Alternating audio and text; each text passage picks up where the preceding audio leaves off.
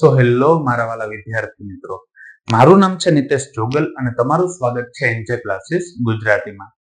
તો વિદ્યાર્થી મિત્રો, આજે આપણે જોવાનું છે ધોરણ 8 વિષય ગણિત અને તેનો ચેપ્ટર નંબર 2. અને ચેપ્ટર નંબર 2 ની અંદર અત્યારે આપણે જોવાનું છે તેનું સ્વાધ્યાય 2.2.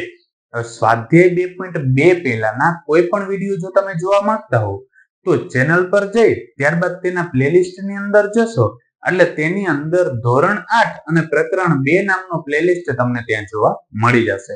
જ્યારે તમે તે પ્લેલિસ્ટ ની અંદર જશો એટલે બીજા ચેપ્ટરના દરેક વિડીયો ક્રમ બાય ક્રમ તમને ત્યાં જોવા મળી જશે. તો આ વિડીયો જોયા પછી એને પણ જરૂરથી ચેક કરી લેશો.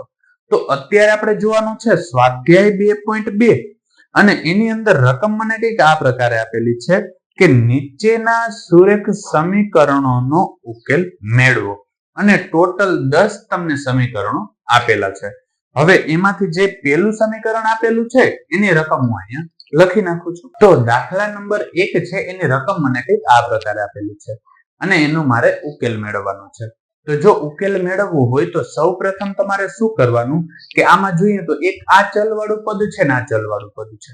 તમારે શું કરવાનું, ચલવાળા પદને બરાબરની એક બાજુ ભેગા કરવાના અને બાકીના પદને બરાબરની બીજી બાજુ.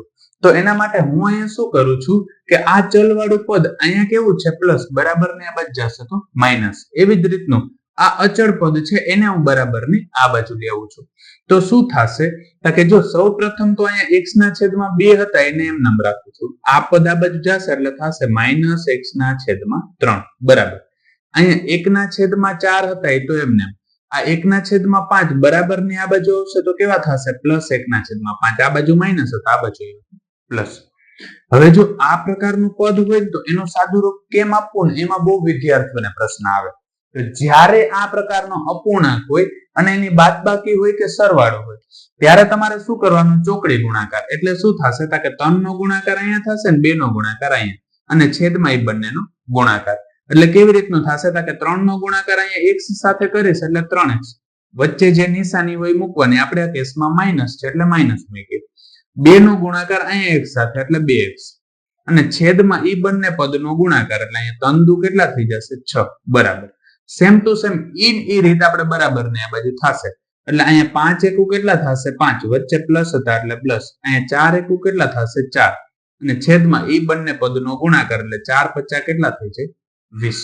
આગળ સાદું રૂપ આપીએ તો શું થશે કે 3 વખત x હતા એમાંથી 2 વખત x જાય તો ખાલી x એના છેદમાં 6 બરાબર. અહીંયા 5 અને 4 કેટલા થશે 9 અને એના છેદમાં એ કેટલા છે 20. હવે જો સાદું રૂપ આપીએ તો 6 આ બાજુ ભાગાકારમાં છે, આ બાજુ આવે તો ગુણાકારમાં. એટલે આપણે શું જોવા મળે કે x બરાબર 9 ગુણ્યા અહીંયા થશે 6 અને એના છેદમાં કેટલા છે 20.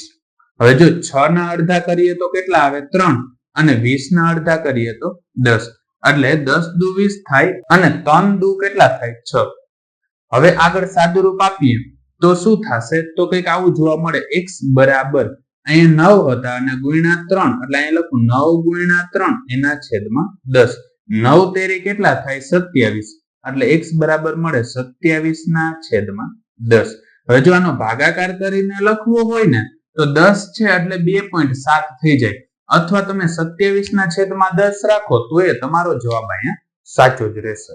તો ત્યારબાદ હવે આપણે જોઈએ તેનો દાખલા નંબર 2 કે જેની રકમ મને કંઈક આ પ્રકારે આપેલી છે.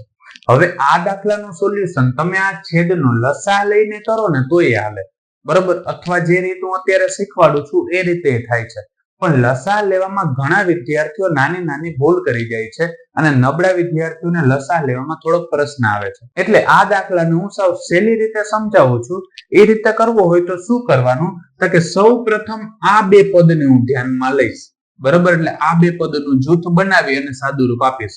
એટલે કેમ થશે કે જો આનું મારે સાદું રૂપ આપવું હોય તો અહીં ચોકડી ગુણાકાર કરવો પડે. ચોકડી ગુણાકાર કરવા માટે 4 નો ગુણાકાર n સાથે થશે એટલે શું થશે 4n.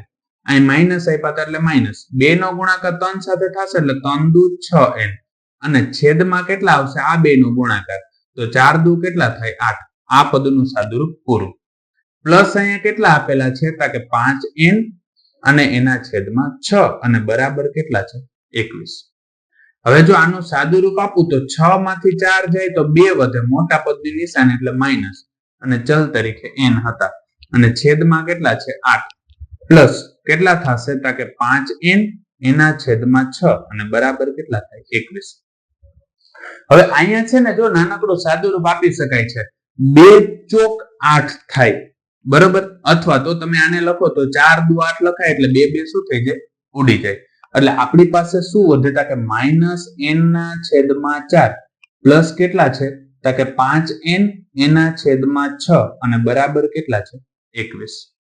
હવે જો પાછો અહીંયા શું કરવાનું, જે રીતે અહીં ચોકડી ગુણાકાર કર્યો તો ને એમ શું કરવાનું ચોકડી ગુણાકાર, એટલે આપણે શું જોવા મળશે કે આવું જોવા મળે, 6 નો ગુણાકાર n સાથે થાય એટલે -6n, અને 4 નો 5 સાથે થાય તો 4 50 કેટલા થશે 20, અહીં વચ્ચે પ્લસ હતા એટલે પ્લસ રાખો 20n, અને એના છેદમાં આ બંનેનો ગુણાકાર 6 ચોક કેટલા થાય 24 અને બરાબર કેટલા જોવા મળે છે 21. આનું સાદું રૂપ આપું તો મને શું જોવા મળે કે 20 વખત n હતા એમાંથી 6 વખત n જાય તો કેટલા વધશે કે 14n અને એના છેદમાં કેટલા વધે 24, બરાબર શું થશે 21. હવે જો આનું આપણે સાદું રૂપ આપવું હોય તો 7 દુ 14 થાય, અને અહીંયા શું થશે કે 12 દુ 24, એટલે આ બે ના છેદ ઉડાડ્યા તો મને કંઈક આવું જોવા મળે છે કે 7n એના છેદમાં કેટલા જોવા મળે 12 અને બરાબર કેટલા હતા 21. હવે જોઈએ તો 12 આ બાજુ ભાગાકારમાં છે, આ બાજુ જશે તો ગુણાકારમાં, એટલે મને કંઈક આવું જોવા મળે, અહીંયા વધે છે 7n બરાબર 21 અને ગુણ્યા કેટલા થશે 12. હજી જોઈએ તો 7 ગુણાકારમાં છે, આ બાજુ જાય તો ભાગાકારમાં, એટલે n બરાબર શું થશે 21 ગુણ્યા 12 અને ભાગ્યા 7. હવે 21 અહીંયા જોઈએ તો 7 તેરી કેટલા થાય 21, કેમ કે તમને ખબર છે 7 ગુણ્યા 3 આમ લખાય, એટલે અહીંયા આપણે જોઈએ તો 7 અને 7 ઉડી જશે એટલે 3 વધશે ઉપર, એટલે તમને n બરાબર કેટલા જોવા મળે કે 3 ગુણ્યા 12 અને 12 તેરી કેટલા થાય 36, એટલે આપણે n બરાબર જવાબ અહીંયા કેટલો જોવા મળે છે 36. અને હજુ આમાં જો કોઈ પણ જગ્યાએ તમને કોઈ પણ પ્રકારનો પ્રશ્ન રહી જતો હોય તો કમેન્ટ સેક્શન ની અંદર કમેન્ટ કરીને જરૂરથી કહી દેજો. તો વિદ્યાર્થી મિત્રો આજ માટે બસ એટલું જ. જો તમને અમારો આ વિડીયો પસંદ આવ્યો હોય તો વિડીયોને લાઈક કરીને ચેનલને સબસ્ક્રાઇબ કરવાનું ન ભૂલતા, કારણ કે જ્યારે તમે વિડીયોને લાઈક અને ચેનલને સબસ્ક્રાઇબ કરો છો ત્યારે અમને મોટિવેશન મળે છે અને આ જ પ્રકારના વિડીયો અમે તમારા માટે બનાવી શકીએ છીએ. ધન્યવાદ.